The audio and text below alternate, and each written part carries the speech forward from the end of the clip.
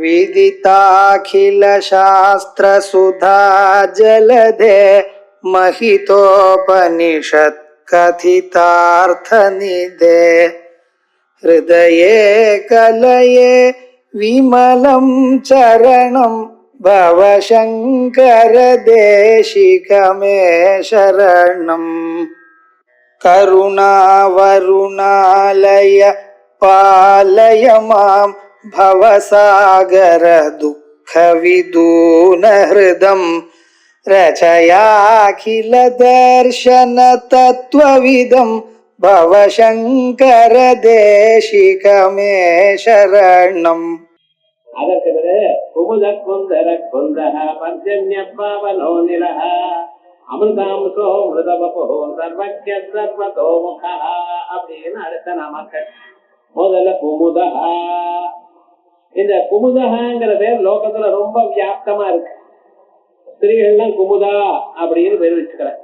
ஆனா அந்த அர்த்தத்துக்கு பேர் என்னன்னு இந்த சொல்லுக்கு என்ன அர்த்தம்னு தெரியாமலே வச்சுட்டு இருக்க. குமுதகான என்ன? கும் ஆகாசம் தரணியும் அந்த ரெண்டையும் காப்பாற்றுறவர், அதனால்தான் ஆனந்தப்படுத்தவர். ஆகையால் அவருக்கு குமுதகான்னு பேர்.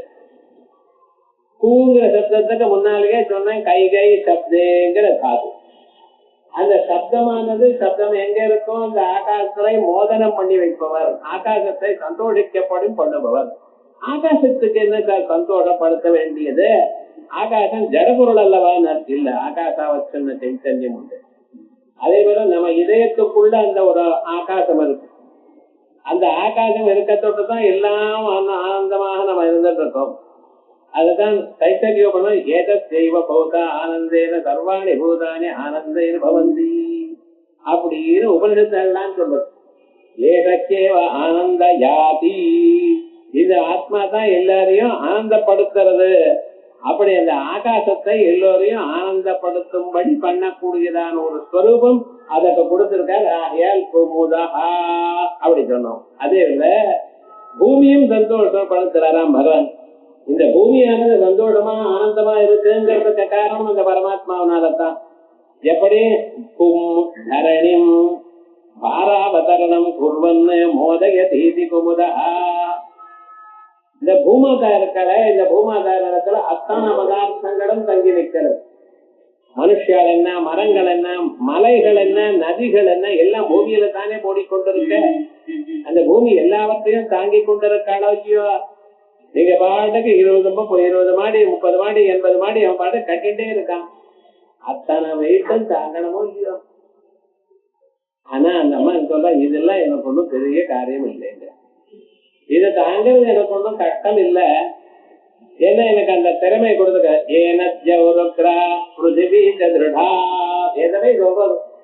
அந்த பூமாதாவானது திருடமாக எல்லாவற்றையும் தாங்கக்கூடியதான சக்தியுடன் கூடியிருக்க. அவ்வளவு சக்தியை பரமாத்மா கொடுத்திருக்க. ஆனா அந்த பூமாதாவுக்கு தாங்க முடியாததான வெயிட் ஒண்ணு இருக்கு. என்ன தெரியுமா? நான் இந்த மனுஷாளுக்கு அதையும் கெட்ட எண்ணம் இருக்கக்கூடியதான மனுஷா, அவளுடைய வெயிட்டு தான் அந்த அம்மாவுக்கு ரொம்ப பாரம்.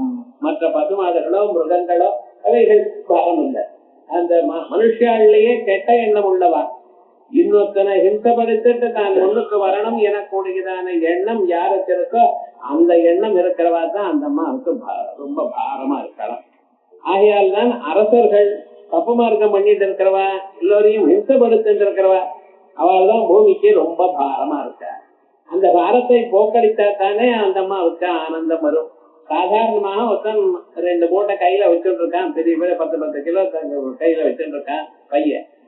இங்க பார்த்ததுல என்ன சொல்ற, ஒரு பையன் என்கிட்ட கொடுங்கன்னு கொடுத்தா அப்பாடாங்க.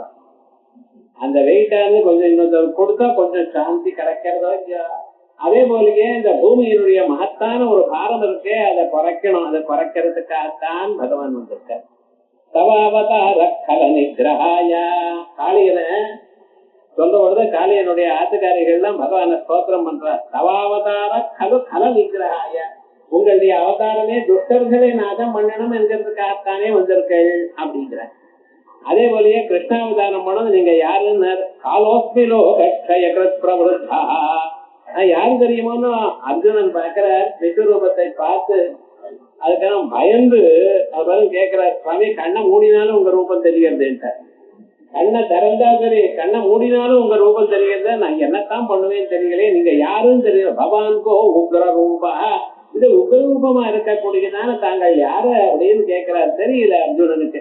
இத்தனை நாளா பழகி அவருடைய இருந்து அவருடைய விளையாட்டு விகார தையாதன போஜனேஷு, அவருடைய விளையாட்டு இருக்கார், அவருடைய படுத்துட்டு இருக்கார், அவருடைய ஆகாரம் பண்ணிட்டு இருக்கார். இப்ப அவரை பார்த்து யாருன்னு தெரிய முடியல, அப்படி உருவம் மாறி போயிடுச்சு சார். எல்லா உலகமும் அதுக்குள்ள காணப்படுகிறதே அந்த பரமாத்மாவுடைய ஸ்வரூபத்துக்குள்ள. யாரு சுவாமி நீங்க, ஏன் இங்க வந்திருக்கே, என்ன இது இப்படி எல்லாத்தையும் சாப்பிட்டு இருக்கல, பார்க்கறதுக்கே ரொம்ப கஷ்டமா இருக்க, உங்களுடைய புன்சிரிப்பு எங்க போயிடுது. எதை பார்த்த மாத்திரத்தினால ஏதோடைய மனசுலையும் ஒரு சந்தோஷமும் ஆனந்தமும் நிறைவும் ஏற்படுமோ அப்படிப்பட்டதான புன்சிரிப்பு போயிட்டு எல்லாத்தையும் சாப்பிட்டுட்டு இருக்கல, வடம் சாப்பிடுறா போல சாப்பிட்டு இருக்கல. என்ன சொல்லுங்க பார்க்கலாம் அப்படின்னு. அப்பதான் சொல்ற காலோஸ்மி லோகக்ஷயகா, இந்த உலகத்தை அழிக்கணும்னு நான் வந்திருக்கேன். லோகத்துல துஷ்டால் யாரு இருக்கோ அத்தனை பேரும் சொல்றதுக்காகத்தான் இந்த காலஸ்வரூபமா நான் வந்திருக்கேன் அப்படின்னு சொல்றார் பகவான். அதே விதமாக மூலகமும் தனக்குள்ள இருக்குங்கிறத யசோதைக்கு காட்டியிருக்கார். மண்ணு சாப்பிட்டேன்னு சொல்றார் அவர். யசோதை கேட்டா மண்ணு சாப்பிட்டியாமன்னு. அந்த அவர் சொல்றார் நான் சாப்பிடலன்னு. சாப்பிடலன்னு சொன்னா எப்படி, உங்க அண்ணா சொல்றாரு என்ன, அண்ணா சொன்னா ரைட்டா இருக்குமா, என்ன சொல்லதெல்லாம் ரைட்டுங்கிறல, ஏதோ முன்னால பிறந்தார் அவ்வளவுதான். அது தவிர ஒரு குவாலிபிகேஷன் என்னை விட வசதி கிடையாது. சொன்னா உங்க பெரியவன அபஜோபி வதத்தியேஷ, உங்களுக்கு முன்னால பிறந்ததான அண்ணாவும் இப்படி சொல்றாரே அப்படின்னு கேட்க, சர்வே மித்யாபிதம்சினா, எல்லாரும் பொய் சொல்றவாதான் என்ன தவிர எல்லாரும் சர்வே மித்யாபிதம்சினா. அவ என்ன சொல்றான், நம்ம எல்லாரும் பொய் சொல்றவாள்னு அர்த்தம் சொல்றா. இல்ல சர்வே மித்யாமி அபிதம் சதி, மித்யா பிரபஞ்சத்தை பத்தி பேசுற, உண்மையான விவகாரம் இல்ல. மித்யா பிரபஞ்சத்தை எடுத்து சொல்லிட்டு இருக்கா. ஆனா நிஜமா சொல்லுங்க, எனக்கு சாப்பிடுறதுக்கு மண் எதுன்னு, எல்லா மண்ணும் என் வயிற்றுக்குள்ளேயே இருக்கு. ஆல்ரெடி வயிற்றுக்குள்ள மண் இருக்குமே, ஏன்னா எப்படி வெளியில இருக்கிற பொருளை வாயில போட்டு சாப்பிடலாம், வயிற்றுக்குள்ளனே இருக்குன்னு. அதெல்லாம் நம்ம தயாரா இருக்காளவ. யசோதைக்கு என்னடா தம் பிள்ளையாச்சேன்னு ஒரு கௌரவம் பயம். மண்ணை சாப்பிட்டா சோகம் வந்துடுமே, இந்த குழந்தைக்கு காட்டுமே, ரொம்ப நாளா அனுபவம் பண்ண குழந்தையே அப்படின்னு சொல்லிட்டு என்ன பண்ணினார், ரெண்டு கையும் பிடிச்சு விட்டு என்ன பண்ற சொல்லு, வாயை காட்டு அப்படின்னு. வேண்டாமா ஒன்னு கேட்கல. வாயை திறந்து பார்த்தா 17-14 புவனங்கள், அந்த புவனங்களுக்குள்ள ஒரு நந்தவனம், அதுக்குள்ள மறுபடியும் அந்த இடத்துல ஒரு அங்கே மறுபடியும் பிரச்சனை, அங்கே ஒரு யசோதை. ஒரு 2 க்ஷணம் என்ன தெரியல மயக்கமா விழுந்துட்டாலாம் விவகாரம். அதுக்கப்புறம் அவரே மாயமடைக்கணான்னு பாகவதாதி கிரந்தங்கள்லாம் சொல்றது. ஏன் சொல்ல வந்தேன்னா, இந்த பூமியை சரியான வழியில கொண்டு வந்து அந்த பூமியுடைய பாரத்தை குறைச்சு உலகத்துக்கு அனுகிரகம் பண்ணணும் என்பதற்காகவே அவருடைய ஒரு ஸ்வரூபம். ஆகையால் அவருக்கு என்ன பேரு, குமுதா. இதுதான் பகவான் சொல்லும் பொழுது, யதா இதாஹி தர்மஸ்ய க்ளானிர்பவதி பாரத அப்யுத்தானம் அதர்மஸ்ய ததா ஆத்மானம் சுருஜாம்யஹம். அப்பொழுது நான் இன்னொரு சரீரத்தை எடுத்துக் கொள்கிறேன். எதற்காக? தர்ம சம்ரட்சணத்துக்காகவும் அதர்ம நாசனத்துக்காகத்தான் நான் எல்லாத்தையும் பண்ணிட்டு இருக்கேன் அப்படின்னு தர்ம சம்பர்த்தனாய அப்படின்னு அவரே சொல்லியிருக்கார். ஆகையால் அப்படிப்பட்டதான ஒரு சொரூபம் பூமியை சந்தோஷப்படுத்தினார். ஆகையால் அவருக்கு குமுதா.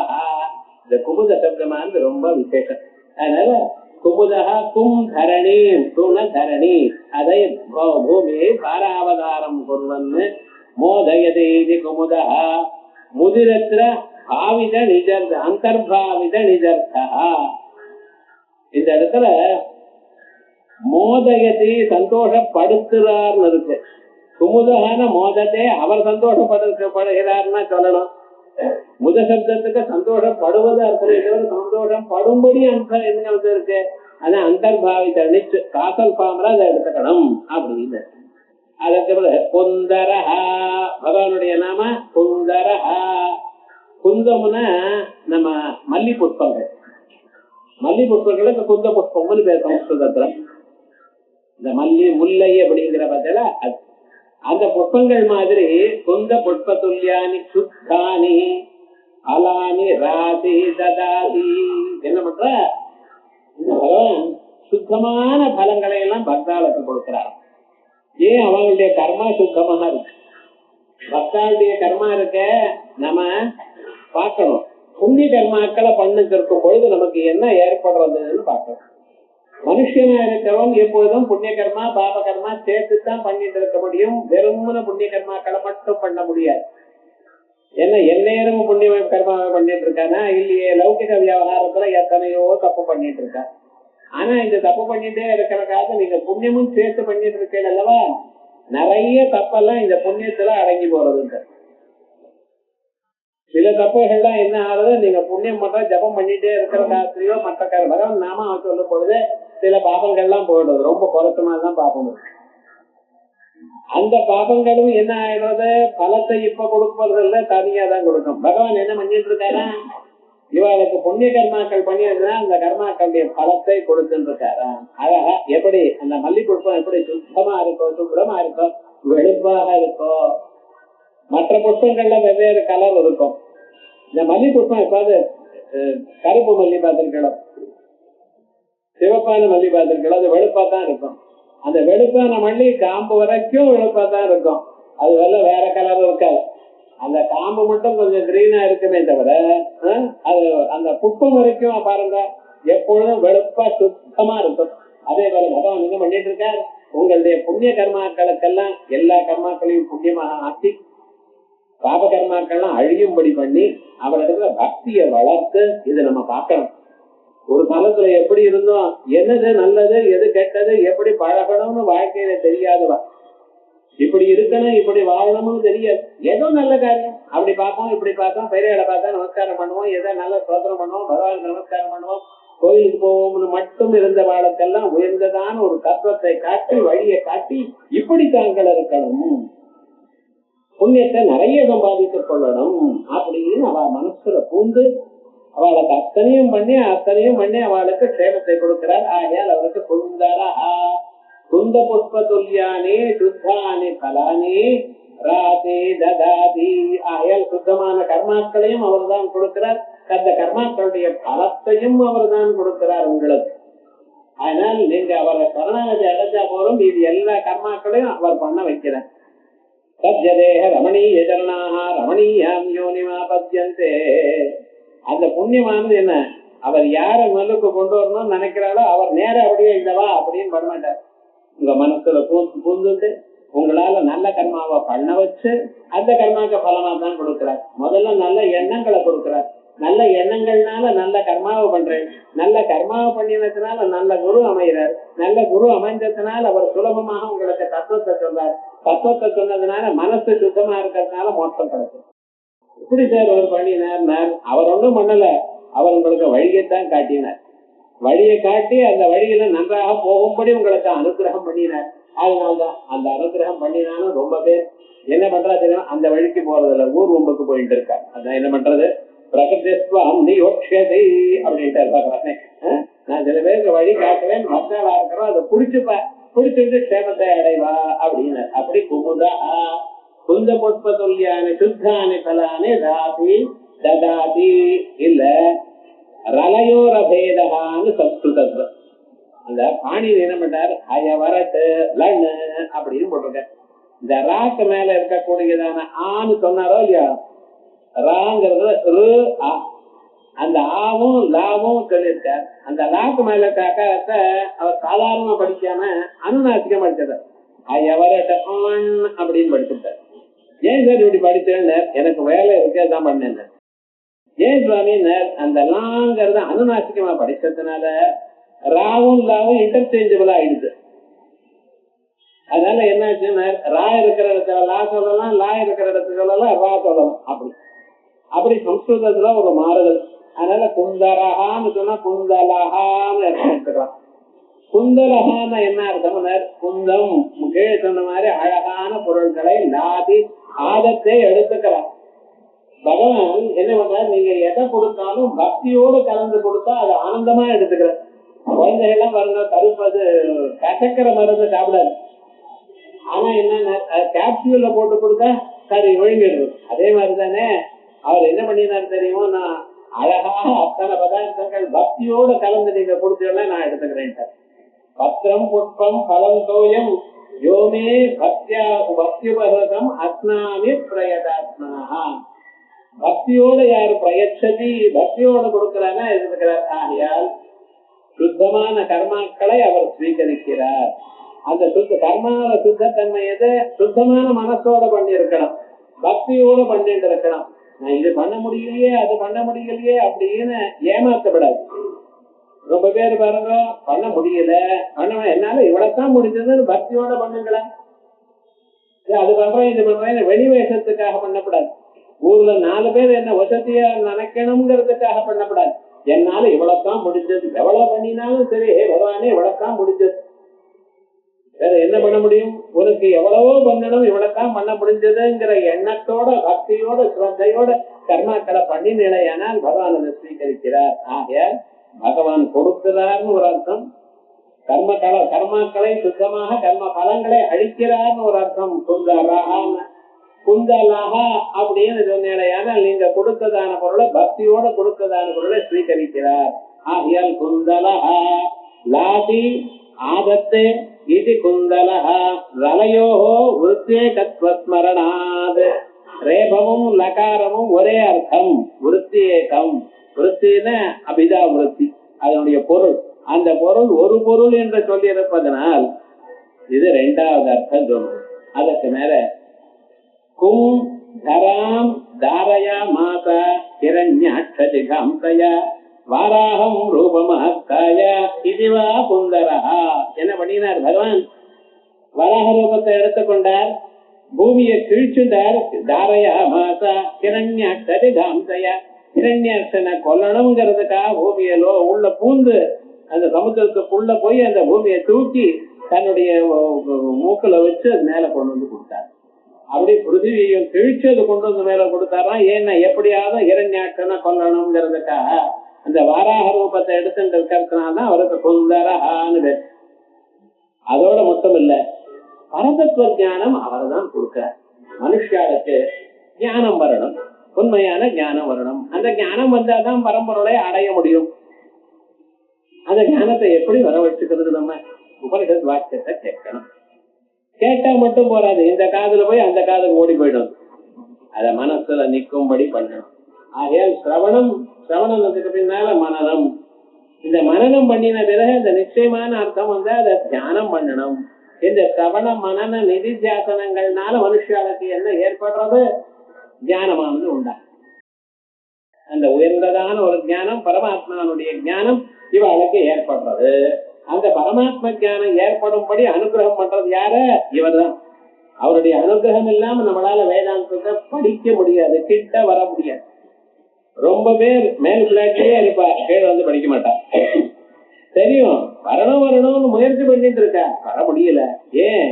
அலையில பகவான் எழுதியிருக்க, இன்னும் பாப்பம் இறக்க உனக்கு.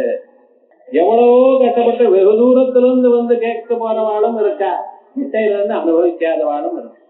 யாரையும் தப்பு சொல்லப்படாது. நீ ஏன் வரவேன்னு ஒன்று கேட்கறதோ, ஏன் இப்படி இருக்குன்னு கேட்கறதோ ரெண்டும் தப்பு. ஏன்னா உங்களால நடக்கல, அவருடைய இஷ்டம் இருந்தால் முடியும். பகவத் இச்சைத்தான் எல்லாத்துக்கும் காரணம். அப்படி அவருடைய அனுகிரகத்தினால பரதத்துவ ஞானத்தை கொடுப்பதனால அவருக்கு குந்தரஹான்னு பரதத்துவ ஞானம் அதை கொடுக்கிறவர். ஏற்பாட்டுக்கு எதுவும் சொல்றேன், பரதத்துவ ஞானத்தை கொடுக்கிறேன்னு எங்க சொல்லியிருக்கார் பகவான்? ததாமி புத்தி யோகம் கம் ஏனமாமுபயாந்திதே. அவளுக்கு புத்தி யோகத்தை நானப்பா கொடுக்கிறேன். பக்தாளுக்கு என்ன பக்தி பண்ண அவளுக்கு மன்மனா பவமத் பக்தோ மத்தியாஜீமாம் நமஸ்குரோ. என்னிடத்துல பக்தி பண்ணப்பா, பக்தி பண்ணியானா உனக்கு என்ன தரேன் தெரியுமா? உங்களுடைய இதயத்துல புத்தி யோகத்தை கொடுக்கிறேன். புத்தி யோகம் பரமாத்மா தத்துவ ஞானத்தை கொடுக்கிறேன். ஏன்? ஏனமாமுபயாந்திதே. ஏன்னா எதனால் மாமுபயாந்தி என்ன வந்து அடைவானோ அப்படிப்பட்டதான அழகான பக்திய யோகத்தை கொடுக்கிறேன்னு சுந்தராங்கிற நாமம். இப்படி குமுத சுந்தர குந்த அர்ஜன்ய பாவனோ நிலஹாங்கிற அளவுக்கு பார்த்தோம்.